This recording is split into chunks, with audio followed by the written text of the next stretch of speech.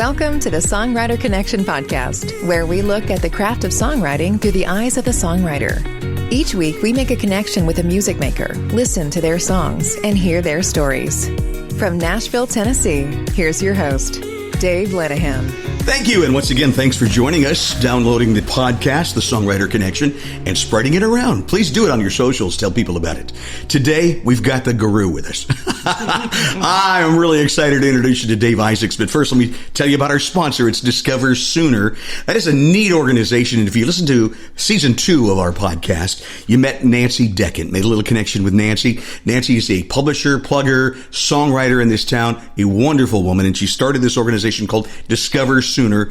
If you're a songwriter like we are, there's a place that helps you get discovered sooner. That's the name. So remember, it's really easy, discoversooner.com. It is hooking up writers that want to collaborate with other writers, but also writers that want to learn more about the craft. Maybe you want to hook up with publishers and other music people. They're all there online for you to discover at Discover Sooner. So after the podcast today, if you put that in your mind to click on that and check it out, I'd certainly appreciate that. Well, our guest is Dave Isaacs. And here in Nashville, there's guitar players, right? And then there's guitar players, He is the Nashville guru of guitar teachers and an awesome performer himself. And I'm looking forward to spending a little time with him and with you. And we'll talk about things like this here from his new CD just out a few weeks ago. Play a little song from him. Dave Isaacs, our guest on Songwriter Connection.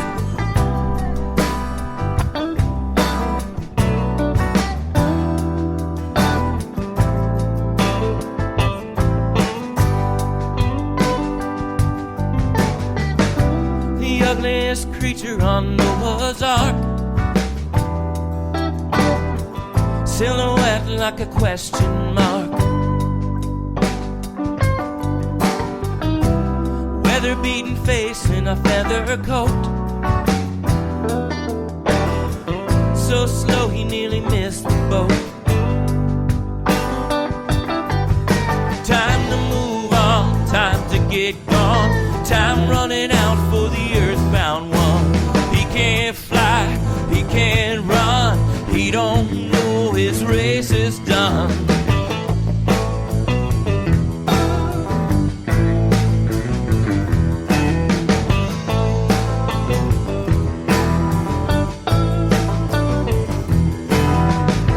The cleverest bird, the trickster crow,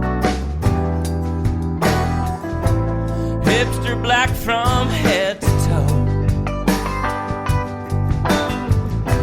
the keen-eyed keeper of the sacred law, but Eden himself got the stick in his craw.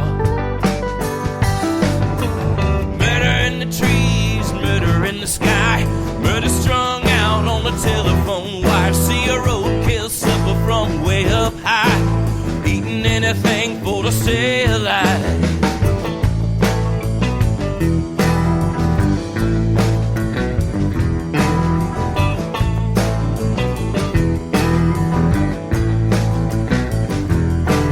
Murder in the trees, murder in the sky, Loda's on the ground and he can't fly. No good to eat, no reason why, no good for nothing but to up and die.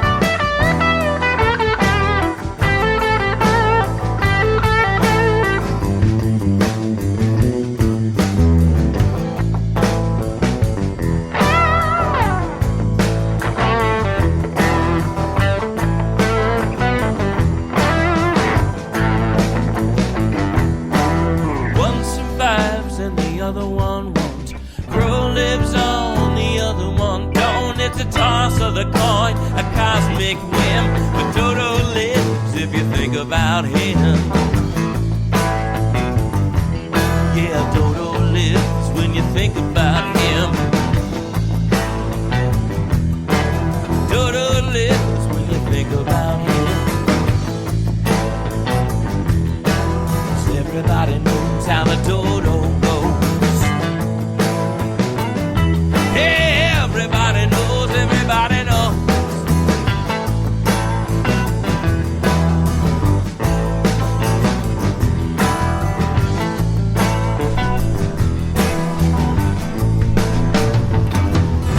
What a cool song. David Isaacs is our guest, the Nashville guitar guru.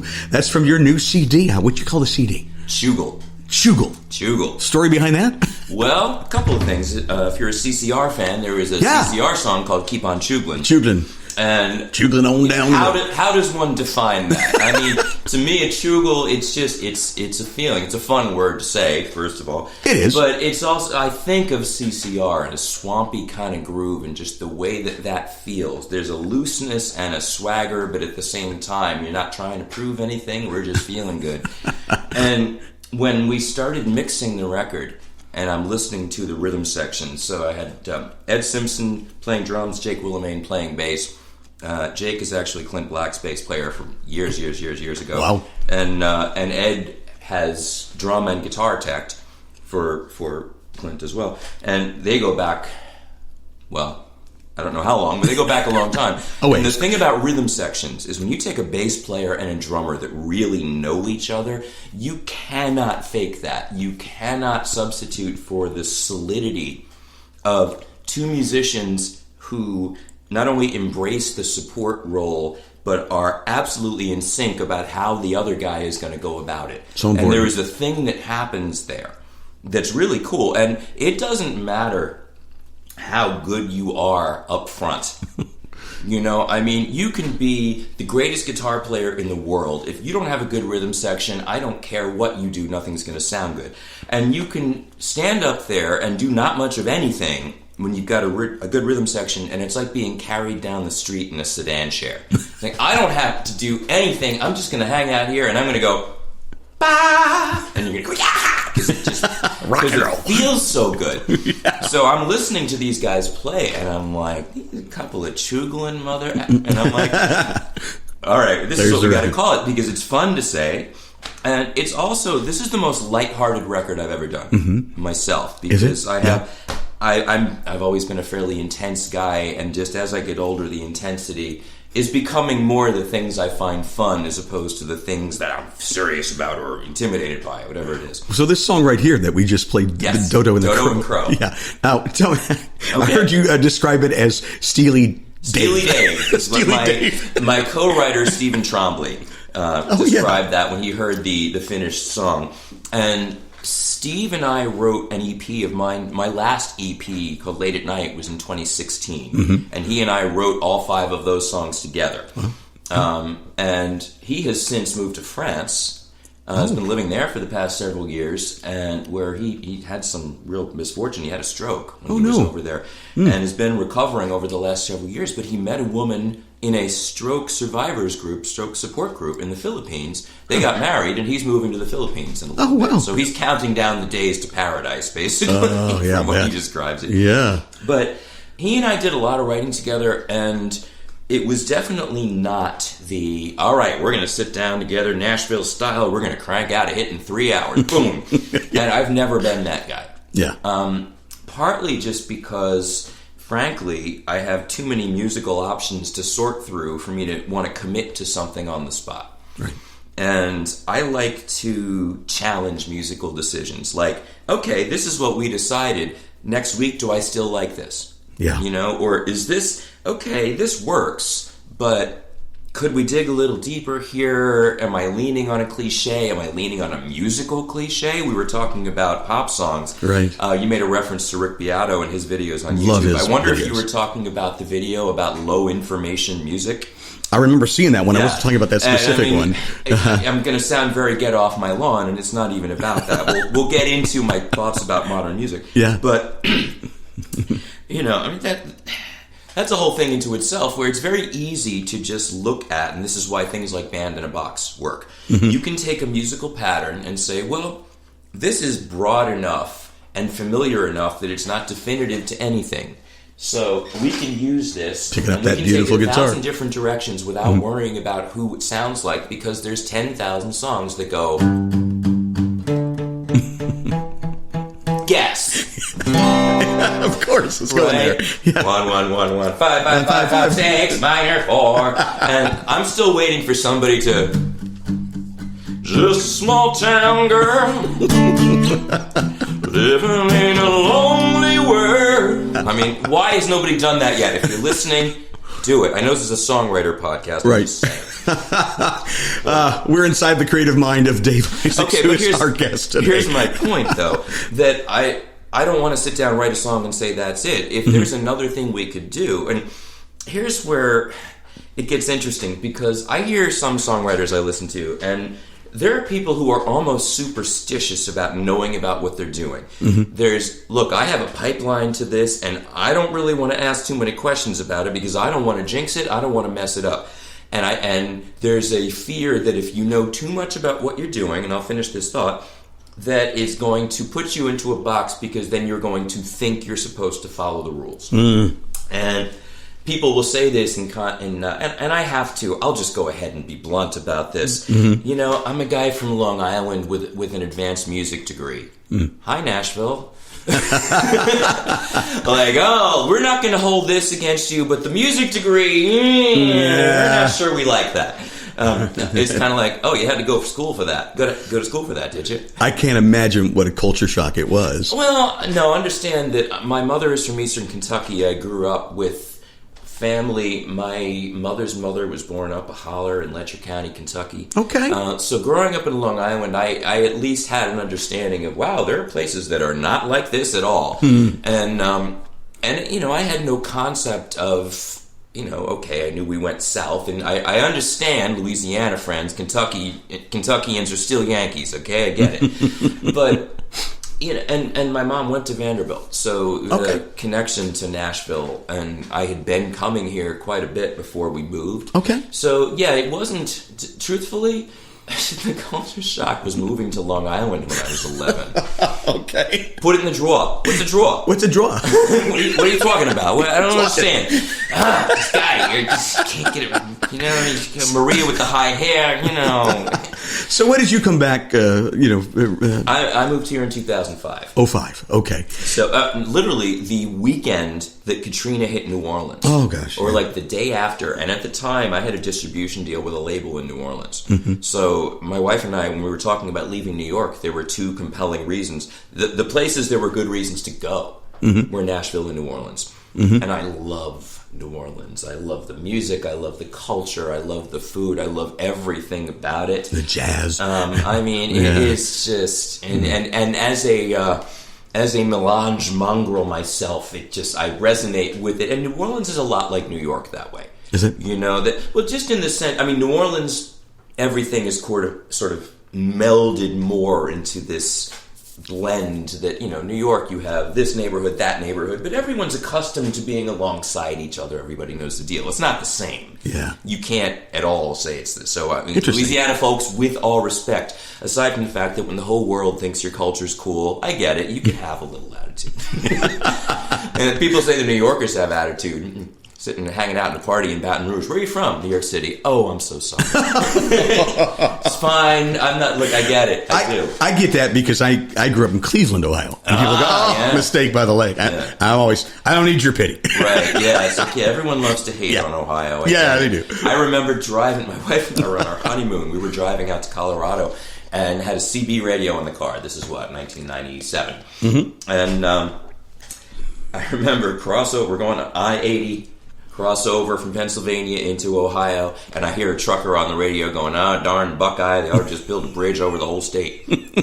That's not fair. That's not right. Come on. You just hauled through Pennsylvania for how many hours now? That's right.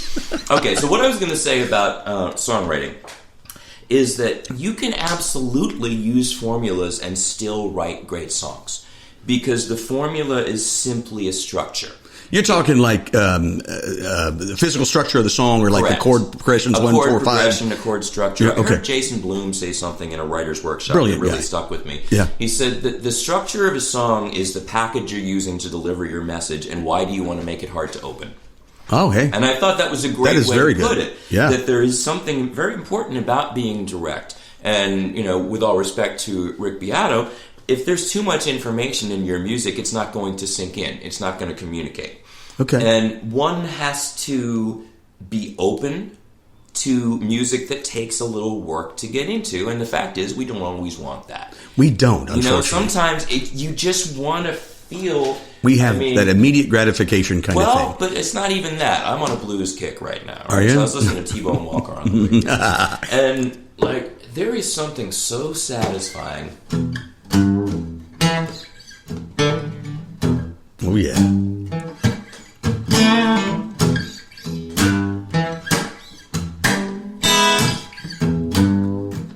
I could hang out there all day. Yeah. Because experientially... Oh, don't put that down. Okay. We're going to play a song. That is it's just a good... It feels good. And see, I'm become convinced as I get older that a lot of our relationship to music has to do with our visceral, physical responses. And that the music that you like, either if you are a more intellectual person, you want that part of your brain lit up, but we all need to move one way or another. Mm-hmm. And it's so again, a shout out to my Louisiana friends, because when I moved south and I started playing with rhythm sections from the Gulf Coast and from Louisiana and from Texas and deep south, there is a pocket. We were talking about Steely Dan before, and how Steely Dan always had a New York sound, which is this very precise, and look, I'm a New Yorker. I will say it for the rest of my life, and I'm proud of that. But my timing and my pocket got better and deeper when I started hanging out with Southern rhythm sections. Wow. And it's just because there's just a different way of feeling the beat. So, the first time you actually experience not Mardi Gras on Bourbon Street with all the tourists, but just a parade, one of the many in Baton Rouge over the course of carnival season. And when those drummers go by, and when those horns go by, you think, growing up in Long Island, this was not on my radar. But growing up down there, heck yeah, I'd be wanting to play a horn. Sure you play would. the drum, marching. I mean, why would you not want to be in the middle of that? Exactly. Bucket list thing for me, I want to go to Brazil for Carnival. When there's all of that going on. Because it's just, it's Mardi Gras. Party. Blown up to huge. Oh, yeah. But it's a feeling, a pocket. So we're not really responding that much to chords and harmony. We're not. Contemporary music, it's all gone to rhythm. It has. Because... And if I could just intercede here, it seems like today, and to me, it started with, and maybe I'm totally off base on this, Coldplay. We'll take a music motif, just a nice, beautiful little piece, and then hammer that to death. Don't change it up for 3 minutes and 30 seconds. Just keep hammering that same little musical phrase over and over and over again until we're all sick of it. And it seems to me that that's what is happening in pop music today. And again, I might be off base, and I'm not criticizing. If you like that kind of music, that's great. I like to open my mind to all kinds of music. But that's what it seems like to me today. Am I wrong? No, I mean, I will say in Coldplay's defense that I see Coldplay spiritual children of U2 and Radiohead. Okay. And so like U2 kind of, to me, patented the song-long crescendo. Ah. By the way, 1, 5, 6 minor 4. But... wrong key, but so I'm thinking about With or Without You. Yeah. 1984, for those of you who were 5, whatever. But, I get that same kind of slow burn, build it up atmosphere thing, except that Coldplay's version is being post-Nirvana grunge. Right. Loud part, loud part, loud part, quiet part, quiet part, quiet part. Loud part, loud part, loud part, quiet part, quiet part. Right? Because of...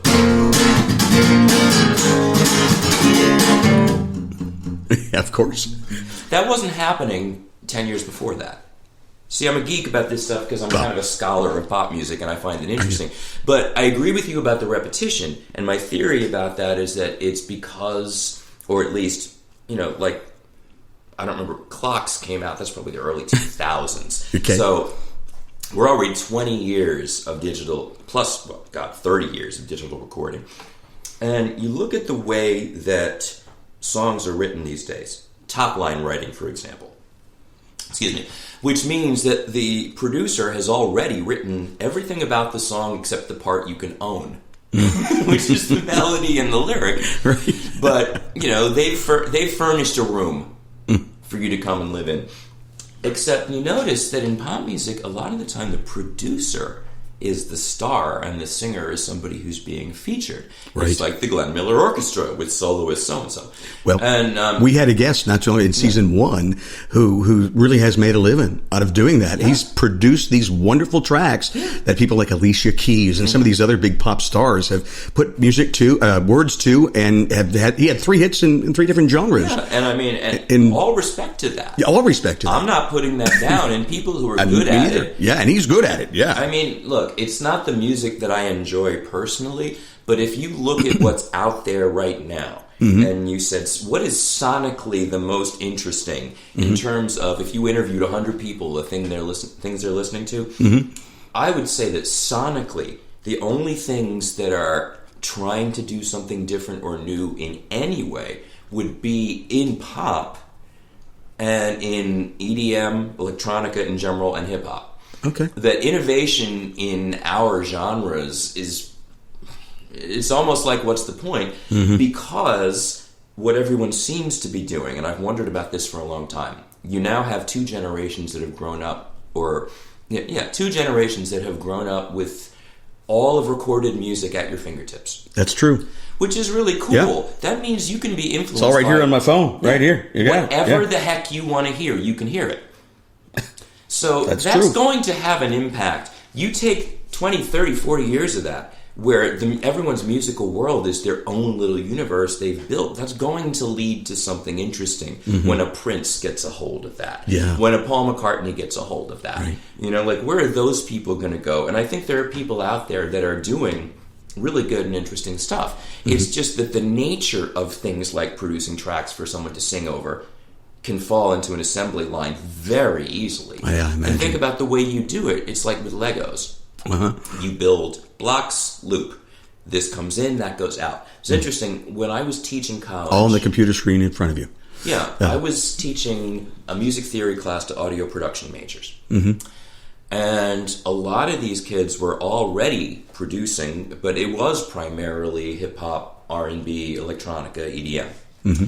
And so their concept of how you put something together is that you have basically a repeating cycle of chords, or one chord. Maybe it's just little rhythmic loops, and you introduce elements, and you bring them out. You introduce a different element, you bring it out. So the change of it is sonic, never chordal, never harmonic, and melodic, because once the top line's there.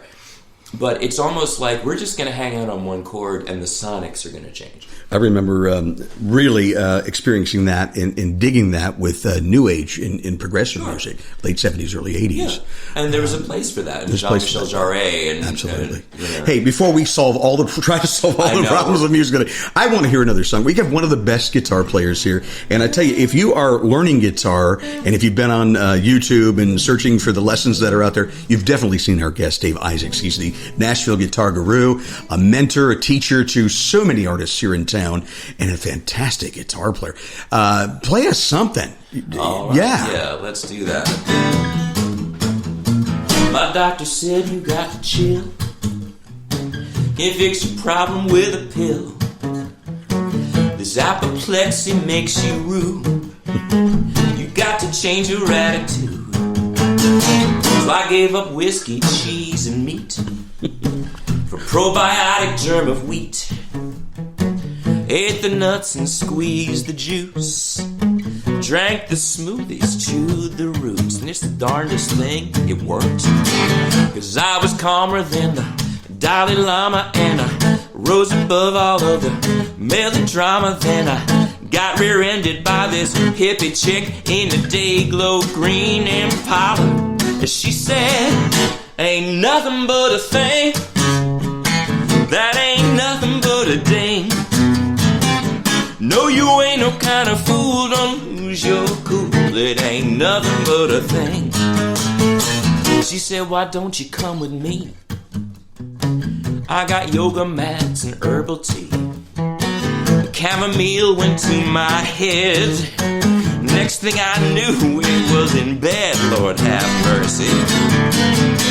We took that carpet ride. I woke up mystified. Laying right beside me was the note she left behind. I said, ain't nothing but a thing. This ain't nothing but a fling. Why you wanna be a fool? Don't lose your cool. It ain't nothing but a thing. Now all this contemplation got me craving something sweet. They got Mississippi mud pies and plays just up the street.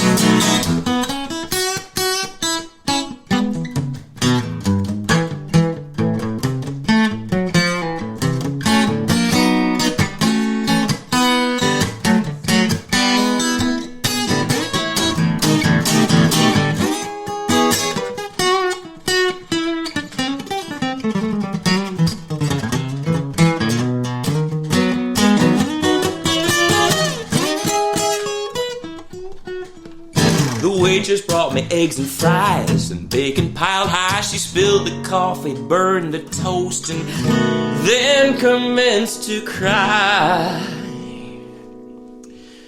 And I told her, you know, I learned something today. Ain't nothing but a thing. Ain't nothing but a thing. No, you ain't no kind of fool. Don't lose your cool. It ain't nothing but a thing. Ain't nothing but a thing. Ain't nothing but a thing.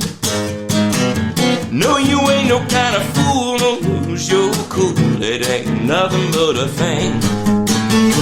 It ain't nothing but a thing. It ain't nothing but a thing. All right, nothing but a thing.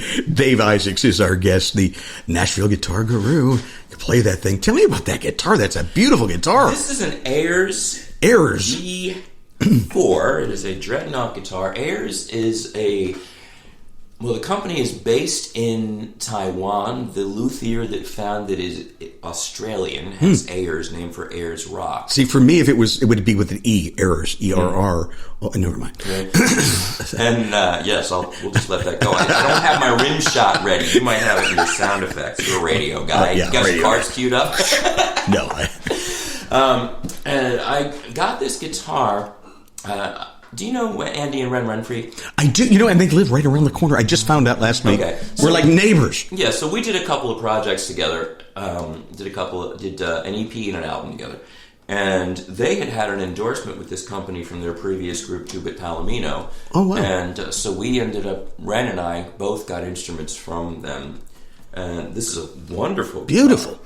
I mean, that's gorgeous. Basically, it's the only guitar I've ever been given an endorsement.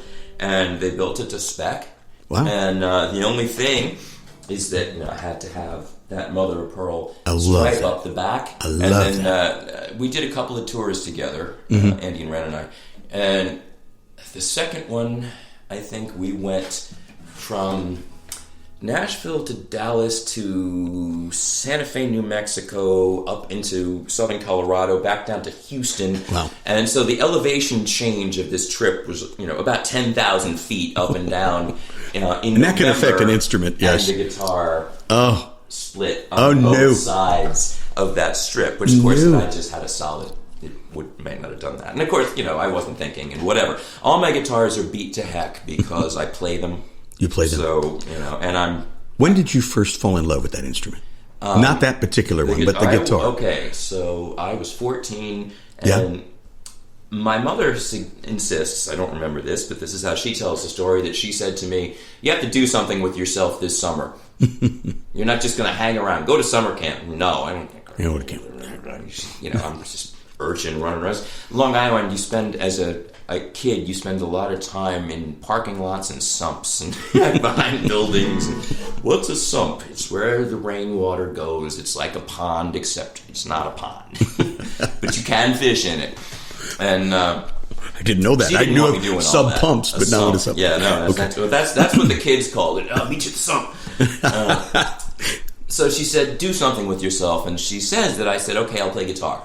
Wow. And I know that I had just been I always loved music. I played piano as a younger kid for a bit, but I didn't take to lessons. I didn't like the structure of it, except for when my mom found a teacher. My parents were definitely folkies. And I mean like pre-Dylan folkies. So, you know, I grew up Pete Seeger records and the Weavers. And I mentioned my mom being from Eastern Kentucky, so a lot of mountain stuff, like pre-bluegrass, Gene Ritchie and things like that. Wow. You know. Roots music. Oh, yeah. Beautiful. You know, yeah. That sort of thing. So I was aware of, like, guitar-based music in that way, and I was just starting to listen to pop music. And, you know, 13, 14, this is about the time I need something to help me be cooler, and the guitar was a good way to do that. Oh, yeah, you're definitely cool then. But I took to it, when I look at it back now, you know, I do think, and I wrote about this in the book, which we'll get to, that I think it was, to some degree, yes, this makes me socially acceptable in a way that I wasn't before, like strikingly so, but also that it gives me a place to put this energy that I have nowhere else to put. And it's a thing that I can just disappear into. So it's... And that's what you did. I had a conversation not too long ago with a student who had been a professional drummer most of his life, and when he retired, he took up acoustic guitar just for fun. I mean, I know musicians don't retire, but I mean, he wasn't doing that anymore. And he was talking about the kinesthetic enjoyment, that was the phrase he used, of just... So deep. Before we started, I was talking, before we got the mics running, I was talking about how I'm obsessed with drummers and drumming. And for years, I've taught guitar as a percussion instrument. I was going to say, and it's getting more and more so today. Yes, absolutely. Yeah. That's something else that's an interesting development, is all these...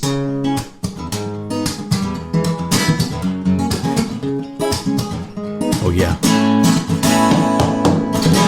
Oh, yeah. all kinds of Slamming on the guitar. Yes, doing that. stuff like that. Yeah. And these guys don't even need loop pedals anymore. They just do it. They just Yeah. they put all that percussion in. Fantastic. It's I mean, it it's is. a style unto itself. No, people have pushed.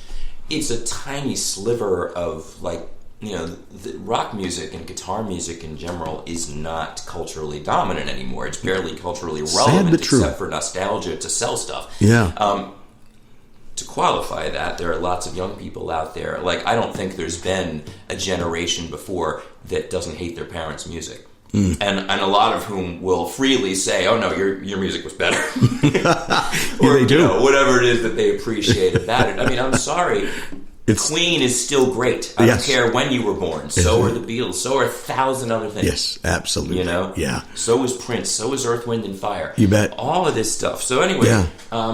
that idea of the physical enjoyment of playing the instrument, and I think about a drummer who is using all four limbs, and clearly most kids who pick up the drums are a kid whose parents said, "You have too much energy, you need to do something with that." And I don't get how drummers do that. They've got all four limbs going at different things. And if you're trying to sing on top of that, come on. Yeah. And chew gum. and that's true. And this is not to minimize any of that, because in playing any instrument, really, you're doing that to some degree because you have to be able to keep track of some kind of musical rhythmic reference and what you're doing. Yep. And you learn later on what everybody else is doing. You can't tune it out. You know, it's one of the things that, you know, I coach a lot of artists. And one of the things I tell people all the time is, look, you don't have to be a great guitar player. No. It's not about that. You just need enough to get by, but you do need to be able to lead your band. And the fact that you're not a great guitar player does not preclude you from knowing enough about what you need from them to communicate it. And I have always maintained that musicians, side players, and I say this with love and respect, okay, because I'm just a little too ornery myself to be a good sideman. Not that the skills are there in terms of the music. I'd still just rather do my own thing, and it took me too many years to figure that out.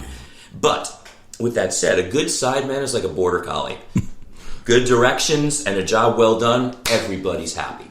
But if the directions aren't clear And this is, I mean, you've probably come across this. It's funny, we were talking earlier about how some people in the songwriting community seem to be suspicious of musical knowledge because they feel like, well, that's not what I'm after. I'm after this ineffable truth, and you can know everything there is to know about music, and it's not going to lead you there. And that's absolutely true. Mm-hmm. You know, as a songwriter myself, I absolutely believe that as a writer. Do you think, as a writer, it's important to know the theory? No. I don't think it's important. These days, I can't seem to get enough of music theory. Well, but I don't see why you want to learn something as a skill and decide that this aspect of that skill is irrelevant to you. I find that ridiculous. Well, you have a master's degree in music. I do, yes. So you had to learn that. I had to learn it. It was, there was, I remember rudiments class, and our professor was somewhat intimidating because he would go around the room very, very, very quickly. And it was like kindergarten with flashcards. Key signature for A major, and he was like in your face. So you had to... For A major. But yes, I had to learn it. I was immersed in it. And one of the things I tell people now is that you can't have the mindset that you can learn it all, because you can't be immersed in all these things at once. But you can look for commonalities between the things you already know. So if you have written now 12 songs that have the same chord progression, maybe it wouldn't hurt for you to recognize that all you have to do is replace one of those with something else. And that, now that you've done that, why don't you try singing a different note? Because you might have already noticed that you could sing the same note and that chord works just fine. I mean, theory to me is a toolbox. Gotcha. And if you view songwriting as a craft and you want to be the great savant who everything is a direct channel from your creative muse, God bless you. I'm envious. You know, it should be so easy. Yeah. You and I both know, anyone listening to this with any interest in songwriting knows, is going, if you think it's easy, sorry. And every one of them is saying, yeah, I'll sit up there on a mountaintop, Mr. Guru, and get my inspiration, but it doesn't work like that for me, and it doesn't work like that for me either. Now, you have a lot of students that you mentor, artists, and they all come with different needs and wants. Yes. So how do you start, with them? When you have a new student, what do you do? The needs and wants aren't all that different. No? They really aren't. What do they want from you? Well, okay. Most people who come in say they just want to play better. Mm-hmm. That's way too broad. Yeah, that's pretty general. So my immediate response is, well, what are you doing? What do you want to do? What's exciting? Mm-hmm. What lights you up to think about doing it? For some people, the idea of playing in front of people is absolutely horrifying and they don't ever want to do it. For other people, it's, I want to be able to accompany myself competently. I don't want to have to hire somebody every time I have a radio interview, every time I do a writer's round. Or a podcast, or anything else. And look, I've benefited myself from being that person that has to show up and help you do it. But at this point, I just as soon show you how to do it. So there's fundamentals that everybody needs. You need to be able to keep a groove. You need to have a decent pocket, a vocabulary of chords, enough flexibility that you can give a performance without being thrown off your game because something unexpected happened. And past that, it's a question of what vocabulary you really want to use. Because, I mean, I have a real gripe with the fact that there's all this information out there on the internet is fantastic. Mm-hmm. And had I had those resources available to me and I didn't have to go into the music store, look in the book, and write chords down on my hand, then great.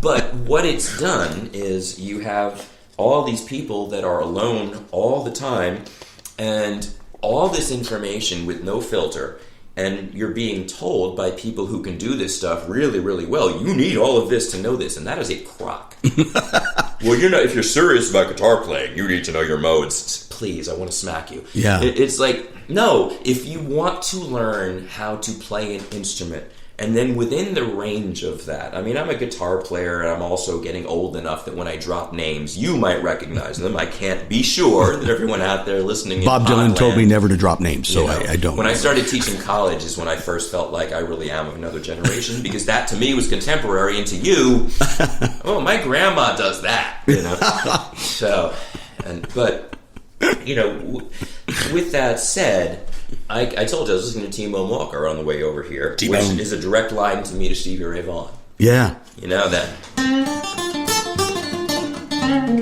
Ooh, that, right? Mm-hmm. But Muddy Waters.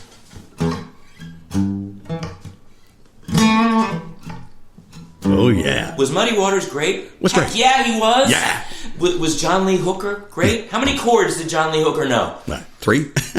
Jimmy Buffett said once, I'm not a great guitar player, I'm not a great singer, I'm not a great songwriter, I'm a great Jimmy Buffett. Yeah, there you go.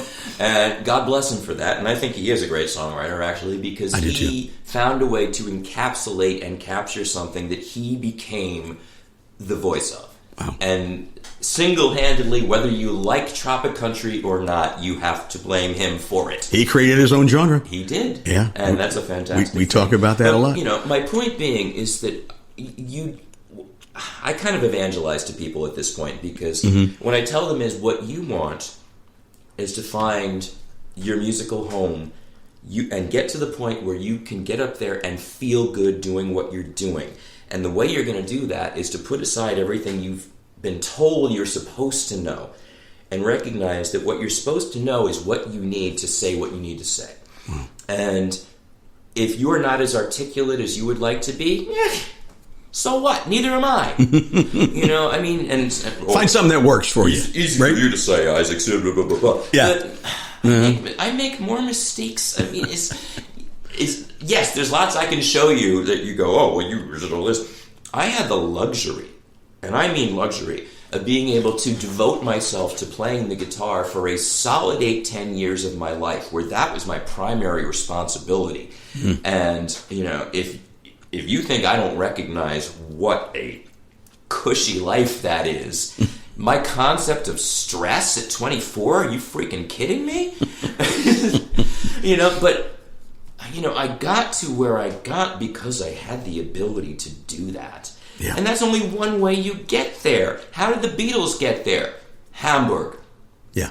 How many years? 3 years, 7 Playing days a every night. week, Yep. 12 hours a day. You can't help but get How many songs do you good. think you play? And tight. And that's right. Yeah. So the point is, you have performed an action so much that it is now second nature. But if you don't have the time to practice 8 hours a day, right? What do you say? That you have to drill down to what's important. And what's important is just a handful of things. Number one, can you keep a beat? Can you do something against it that doesn't fight that beat but goes with it in a way that your body is happy to move to it? And do you have enough of a vocabulary that you don't feel like you're saying the same thing over and over? And can your fingers move around with a degree of dexterity? Gotcha. I mean, that's a very, very, very broad way to put it. Good. But the thing is, if I can teach, like first lesson, if I teach somebody an E minor chord, and some people can't even do this first off, so then I just teach you to do this. And everyone's immediate thing is, and this is a theory that I have, but it ties into the drummer talking about the experiential, it feels good to move like this, that some people go to the guitar and immediately the entire body clamps around it. Yeah. Because it's just, it's hard. Whereas the 8-year-old kid who just goes, this is so cool, is going, probably I just maxed out your level of joy. And that kid doesn't care that they don't know what they're doing.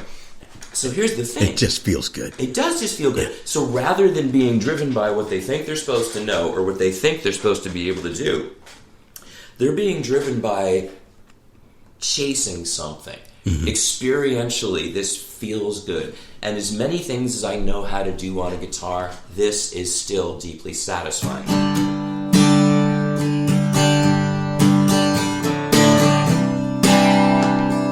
Go ahead, man. Play us one. Burn us one. But I'm not going to write that song because we've all written that song. A friend of mine used to call this the hamster wheel. And every beginning songwriter has one. I go to the songwriter rounds a lot, and you could just count them. Yeah. Every night you're going to hear G, C, G, C, D. G, C. And I, with all respect to Taylor Swift, sometimes they put a capo on and they play it. Taylor probably inspired, and I read this somewhere, and I think this is true, that Taylor is responsible for as many guitar sales as Eddie Van Halen was. Oh, I believe that. It just goes in I can believe way. that. So I'm not going to put that down. Yeah. But the Taylor chord vocabulary, where you keep these two fingers down and you go... On the G, yeah. There's a name for that chord, right? Well, they're all names, but... So there's lots you can do with that. So, with that said, you were about to say play something, so I'm going to head in that direction. Go. And I will And then we're going to talk about your books. Yes. Man. What's the Who song? I'm singing this note because it fits in That's well, right? So I love that I'm album. playing this chord because it fits in well with the way I'm feeling. I wrote this song And you're with in Jeff tune. Walter, who has 3 songs on this record that we wrote together. Juglin record. Yes, Jugal. Juggle, the new album. This is called I Like What I See.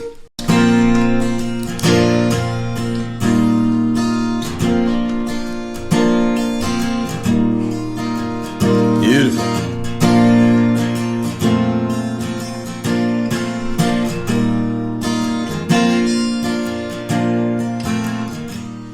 I wander the desert. I walk through the valley.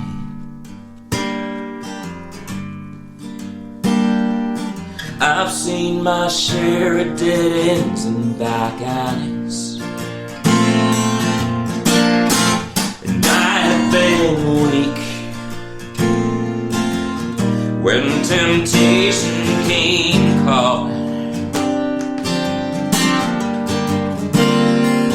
Gotten back up every time I have fallen. I was searching for something that's just out of sight. Now I'm stepping into the light. I open my eyes. I like what I see. I'm not a slave to my history. Finding my way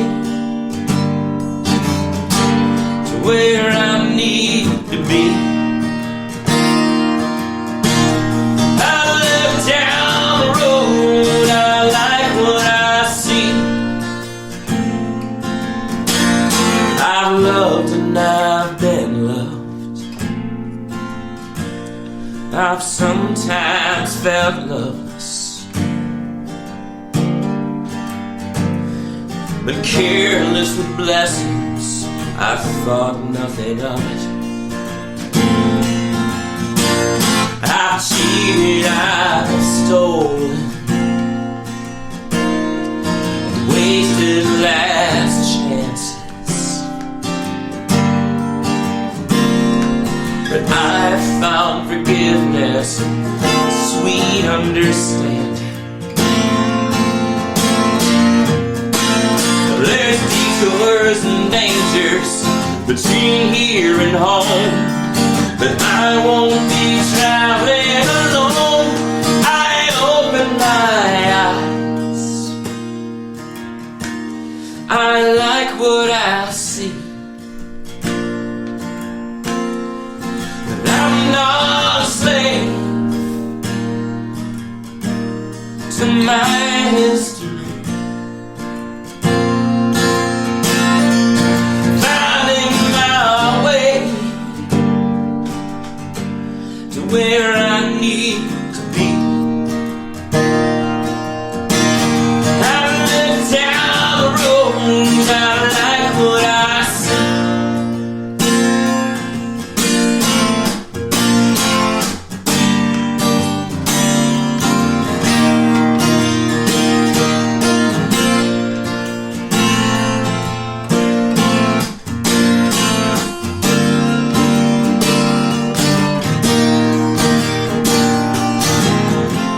Of my stumbling, I somehow survived.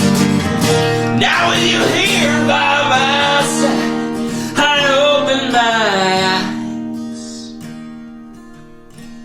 I like what I see. I'm not ashamed of my history.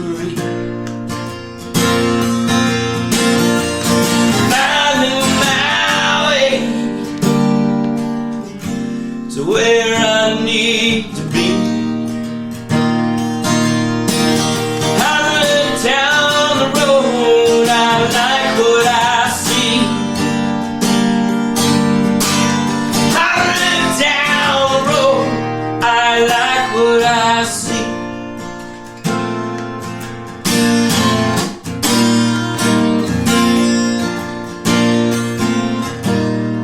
not like what I see.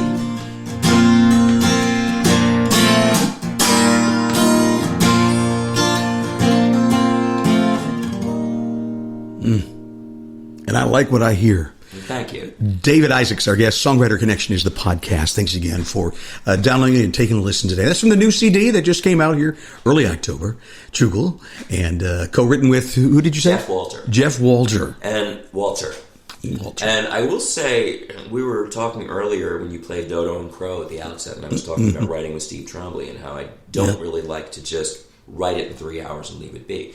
I mean, partly because the way Steve and I would write is we'd kind of come up with a character or a phrase, and we had quite a few co-writing sessions that just continued on to the idle hour and sort of keep fleshing out the character at the bar. And so, I've had those days. But, and then I work with the music for a while, and Jeff will sometimes send me a completed lyric, or he'll send me a verse, and then we'll kind of hash out the rest of it. I like what I see. We had written it with a completely different lyric, and it was called So Far, So Good. Isn't that something? And we ended up losing the chorus, wrote a new hook, new chorus, kept most of the verses, and I probably sent him 4 or 5 different versions musically before it settled into where I wanted it to be. And that's the whole thing about having the theoretical knowledge, is if I know I'm not being lit up by what I'm doing here, this is not interesting to me, and it's just, and this is what I tell my students, all you have to do is continually be able to ask yourself, is there something else I could do here, and go looking for it. That's it. That's it. And whether you know what it's called or not isn't so much the point, but if you know what it's called, not only can you use it the next time, but when you go and you're working with the musician who's going to be your session leader, you're going to say, so I need you to go to the minor 7 on this one. Right. I mean, what? You know, and you talked about the Beatles before. There's a perfect example. If you listen to some of these early Beatles records, and they're kids, they're 22, 21 years old, and they have these progressions where these chords are in there, and you go, now, theory-wise, you'd go, how would that ever fit? But they didn't think about it that way. No, they didn't. To them, it sounded great. You know, and what they did was revolutionize the industry, the way music is done. Here's you know, the thing, though, that when you listen intuitively and then you start to apply the theory, you recognize that if it sounds good, I can explain it. Yeah, you might think it breaks the rules. It doesn't, because if you have a superficial understanding of theory, here's where I'm going to go. And this is not even waving my fancy New York City degree around, because not everyone who went to school with me thinks this way either. But, you know, theory is just giving you a set of explanations why things work. And I guess that's why I'm confused. I'm very curious on why things work. I've always been that way, you know. Well, so, I mean, there is the actual math of, if you look at the frequency of this note and the frequency of this note, the frequency of the higher note is exactly double the first. So there is an octave has a certain mathematical relationship, as does a fifth. This is what Pythagoras documented, right? But it's not so much that. It's that we have culturally agreed upon norms in what our music sounds like. And that ultimately all our music is a combination of a European classical approach to harmony and an African approach to rhythm. And that's all popular music is in some way mixing those two things. Because Mozart never would have.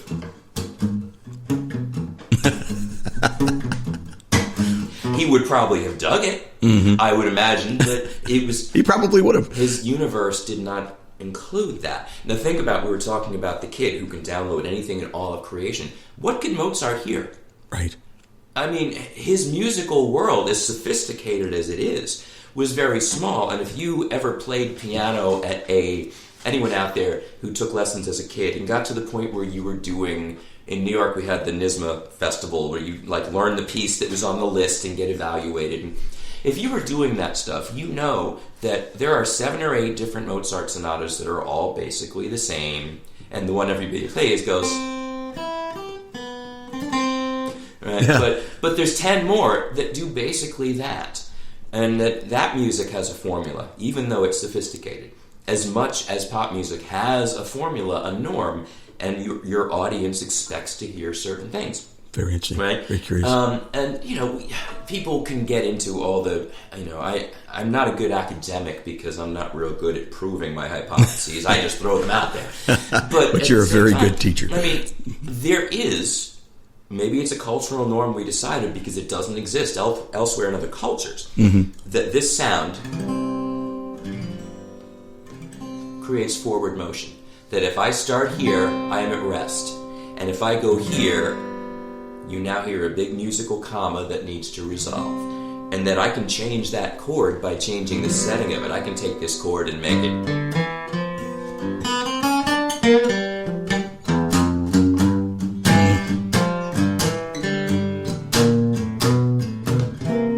Wow. And now that dissonant chord feels like home. Right? So there is this relative system in which when you put two chords together, they're telling your ear what you should expect to happen next, or what might happen next. And we've all kind of agreed on what those are. So, what the Beatles did was say, well, why can't we just use that instead of that? It still sounds good. Yeah. Because sometimes we're just swapping, orange for red. Or for, lack of a better way to put it. Colors. You know what I mean? It really is just shading. Like, what is the difference between doing this?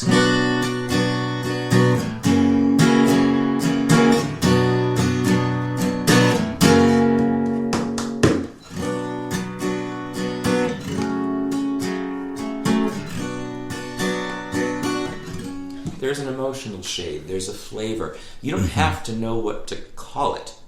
Right? It helps to know what to call it if you want to communicate with somebody else, that's all. But, what the Beatles did was hear that, if I use this note instead of that note, just because the book says it's not in the key doesn't mean I can't borrow it. And then you start recognizing that, guess what? Real music all over the place breaks the rules all the time. All the time. Because all key is, and this is where I can't prove the hypothesis, right? But that we really do experience music as being one of two ways. It's linear. Classical music is linear. It has a beginning, a middle, and an end. Right. The blues is circular. We're just going to hang out here. We can hang out here all day. And play all kinds of... I wish I was a catfish swimming in the deep blue sea.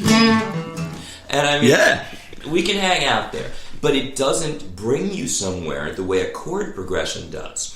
Right? And you were talking... The way we started this conversation was talking about these chord cycles in pop music...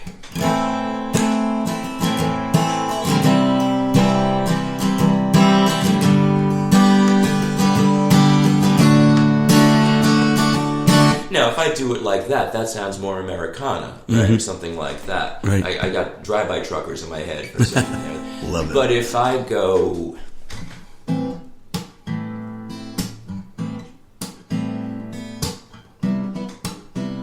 These are the same chords, by the way.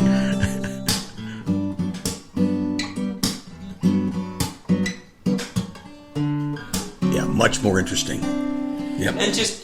stylistically, what did we change? Exactly.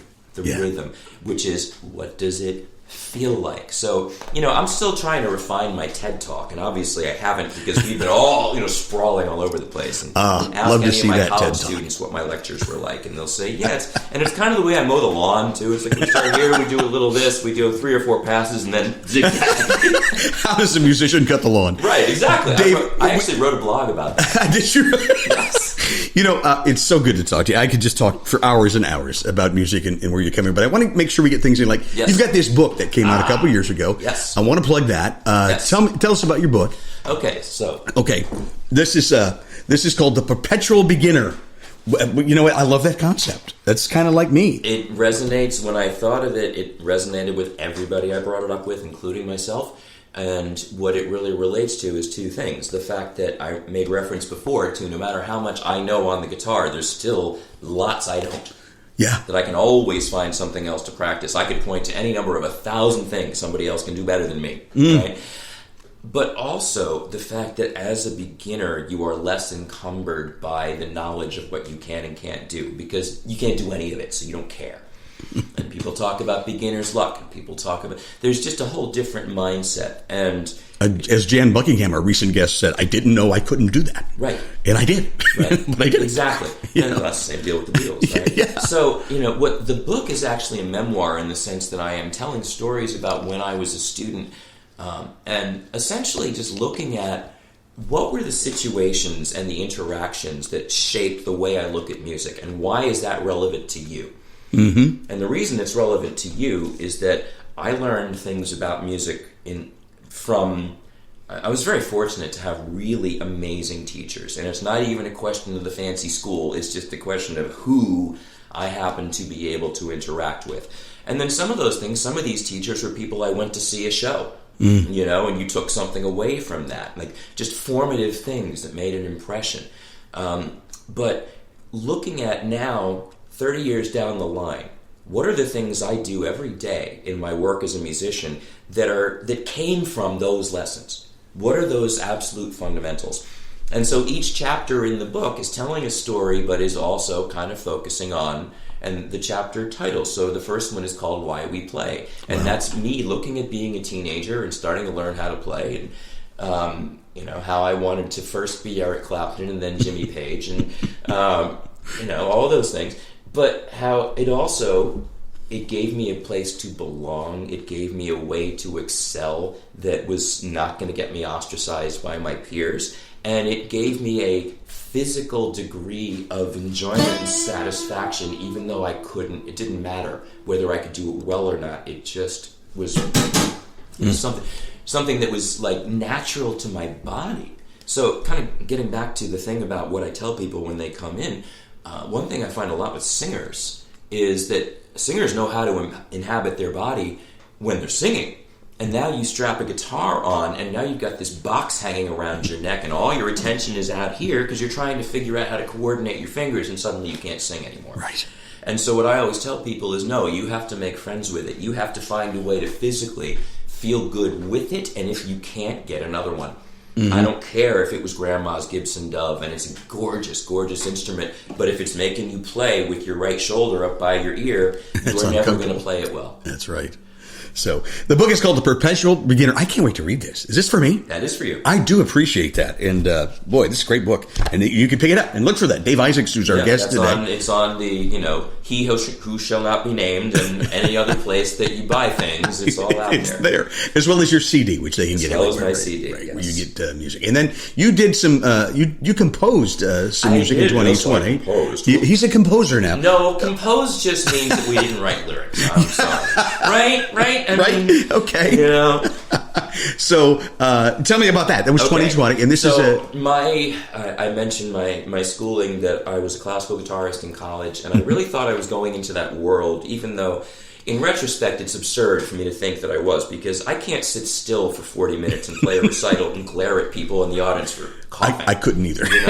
No. I need to move. If you've ever seen me on stage, everybody knows that this is what I do. I am not a stand-up. And I swear, I apologize to anybody that's been offended by the fact that I stand up and stomp my feet at a writer's night, okay? Because, I know it's supposed to be about the song, but you know what? I'm having fun and it feels good and they like it, so just chill, please. Chill. And have fun. It's about songs. Yes, I know it's about the song, but if you play it badly...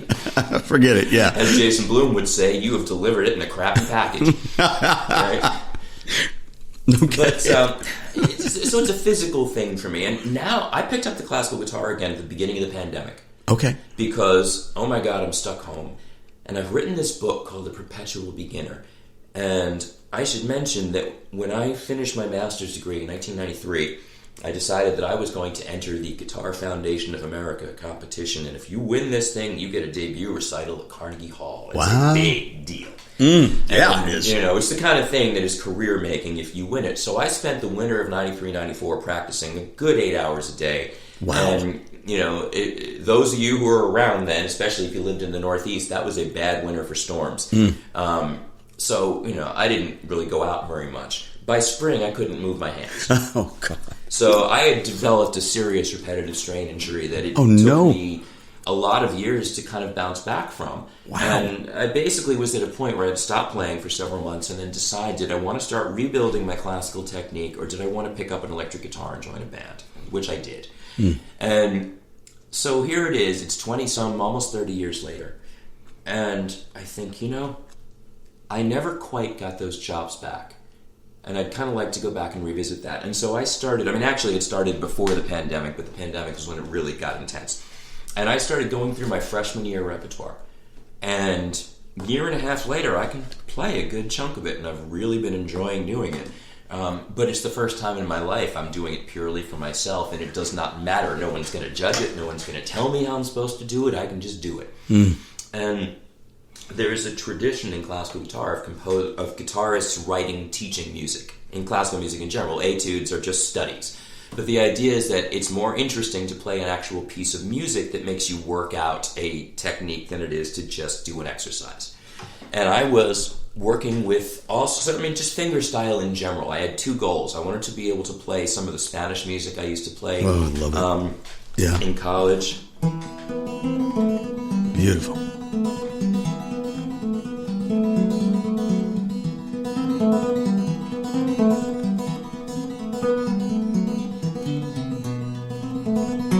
On from there, which I love. It's that's soul music to me too. Boy, and I mentioned my melange mongrelness. That's in there too. So when I got to go to Spain, it was after college, and it was just my whole head opened up, and I love the flamenco and everything. Oh, I bet. See, it's all that same thing. I love Spain, and New Orleans is also a Spanish city, even though it's a French city. Right? I never knew that. Because it burned to the ground, and when it was rebuilt, it was Spanish architecture because it was under Spanish rule. But anyway, Gotcha. So I was also really trying to learn how to use a thumb pick because I wanted to once and for all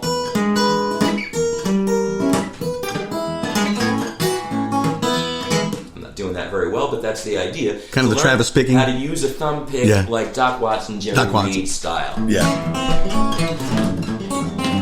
Beautiful. And I'm getting to the point now where at least I can play with the thumb pick without it feeling weird.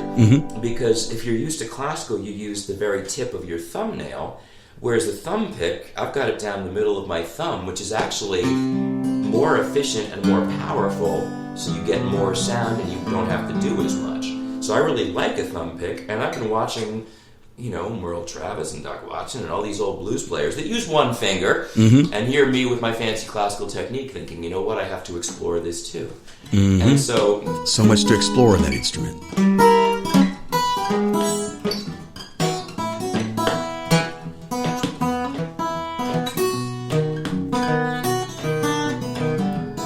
But I'm doing a lot more kind of jumping around with one finger that I never would have done if I was just thinking like a classical player.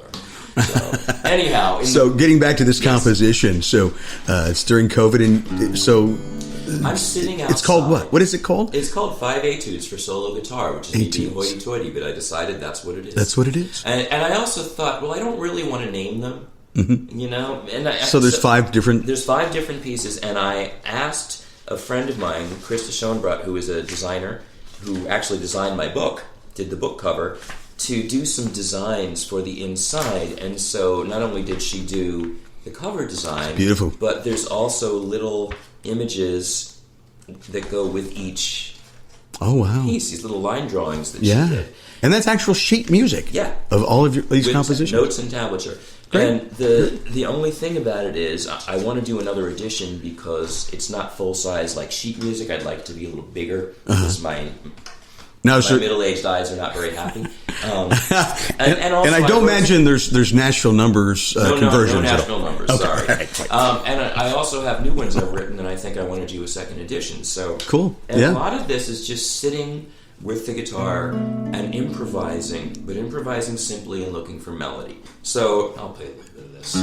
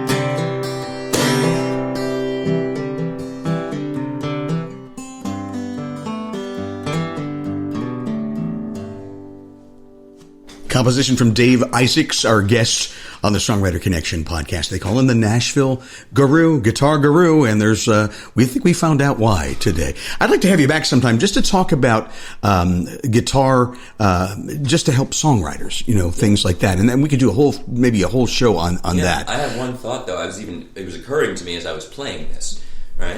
Mm-hmm.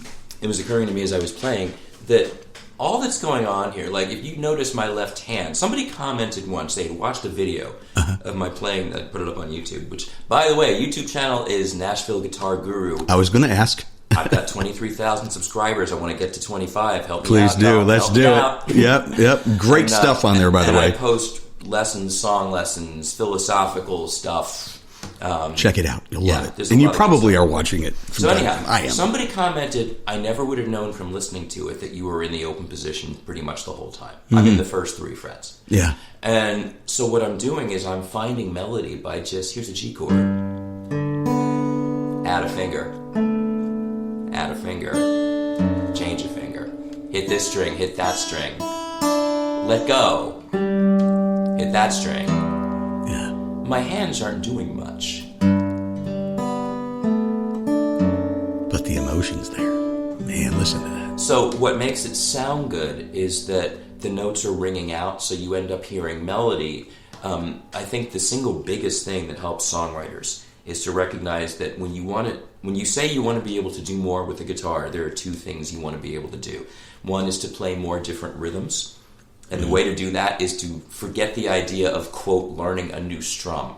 Don't learn a new strum. Learn how to play rhythm. Learn how to coordinate rhythm against the drummer, against the drum beat, against the metronome, against your tapping foot, your nodding head, whatever. Mm-hmm. But that your swinging arm when you're playing a strum is just 1 and 2 and 3 and 4, and I hit the strings or I don't. It's pretty straightforward. And then again, like I said, you start thinking like a drummer, which makes things very interesting, because then you can... Getting back to the instrument as a percussion instrument. So, point being that I can show a drummer the vibe of a song very, very easily. I'm giving them the groove, and now what drums they hit, that's up to them how they translate it. Right. But I mean, that's that single thing of don't learn a strum, because a strum is a sequence of moves. Go down, go up, go down, go up. If you're looking at something on the internet and it says D-U-D-U-D, you don't know what that rhythm is. Mm-hmm. It's not telling us anything, but do, and you go, oh yeah, Jimmy Buffett on the beach, right? There you go. Or, I beg your pardon, mama, what did you say? My mind is drifting on a Martinique Bay. It could be Caribbean, whatever. Right. But that's a rhythm, not a strum. And then the other thing is to recognize that a chord is not a Lego block. Right? Right. Because this is how we're talking about contemporary electronic composers building with Lego blocks. And if you know what a MIDI view looks like, that's exactly what it is. And I'm not talking down about it. I'm just saying the nature of that kind of writing. Except that for the songwriter with a limited number of guitar chords, every chord is a box. That's how we learn, and it's a great shortcut. But playing the piano, you know that a chord is actually 3 different notes, any one of which can be the melody. And so if I want to...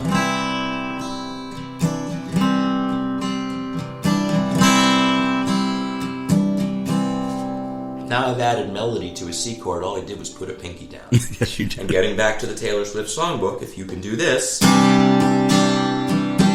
then you can do this. Lift a finger.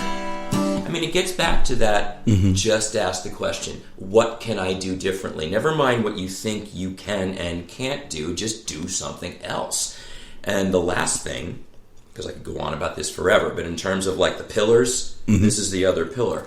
Just because you don't know the right answer doesn't mean your opinion isn't valid. And so when it comes to things like how the guitar feels in your hands, it's got to feel good. The way you hold your hand. I have seen more people get messed up by teachers that tell them something in a well-intentioned way, but either they're lacking in perspective, which is my big gripe with most people who teach guitar. And, I'm sorry, after 30 years of doing this, I've got a pretty good idea of what works and what doesn't. And, I would think. And how people miss the mark, and one of those ways is to be so focused on the fingertips and the hit the target aspect that actually feeling okay strumming the thing and making it feel good isn't something people think about, which is why the singers struggle. Right. And so the way you learn how to be a better performer playing and singing is by just hanging out with your guitar and breathing and strumming and vocalizing and being as loose and relaxed as you can and finding what feels good. And if somebody tells you you're not supposed to do it that way, if it works, they're wrong. Because I don't get along with purists of any stripe anywhere. I've never fit in any box I tried to climb into anyway. That's good. So, you take... Well, as the song goes, you take what you need and you leave the rest. Yeah. Absolutely. Well, so many great things here today in talking to you. We've talked for more than an hour, which is just absolutely amazing. And I feel like I can go on and on and on. So we'll have to have you back sometime. Are you accepting new students right now? I know you're one of Nashville's best, the Nashville guru, Dave Isaacs. How do people reach you, Dave? NashvilleGuitarGuru.com. Okay, there you go. Go to his website, Nashville And Guru. all socials are Nashville Guitar Guru, so I'm easy to find. He is. Thankfully, I've spent enough years trying to build up an internet presence, so if you search Dave Isaacs Guitar, you will find me, and Yes, even if you you will. spell it wrong, ACS. That's how well known he is. Yes, that's Dave, right. G-list famous. G-list. David, thanks for taking the time in your busy Thanks so much for schedule. having me. This was great. Man, we'll have you back for sure. I really enjoyed talking with you and appreciate it. Join us next week on the Songwriter Connection podcast, and don't forget to check out that discoversooner.com. You won't be afraid. You won't be ashamed. You'll be Thank you glad for you listening did. to the Songwriter Connection podcast. Find us on social media at Songwriter Connection. Also, listen to Dave Lanahan's Nashville Connections radio show. It streams live every Friday morning on WOBL and WNOI. Look for us on Facebook and YouTube. See you next time on Songwriter Connection.